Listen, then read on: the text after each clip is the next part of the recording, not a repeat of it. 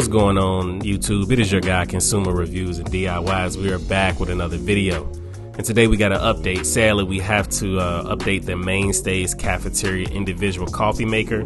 I bought this a while back, about a little bit less than 60 days now, for $20. And, you know, thumbnail was, is this the best coffee maker? Well, we got an update today, and the answer is no. Unfortunately, I made my coffee this morning, and I noticed I had coffee all over the counter. It looks like some type of way we have got a leak at the bottom. And, you know, I tried this out a second time, and the same thing happened. So that was confirmation that this is trash. So we'll be taking this back to the store. I believe it is within the return policy for Walmart. All right, guys, I just wanted to bring you this update for the coffee maker. Like, comment, and subscribe to the channel for additional content, and I will catch you in the next video.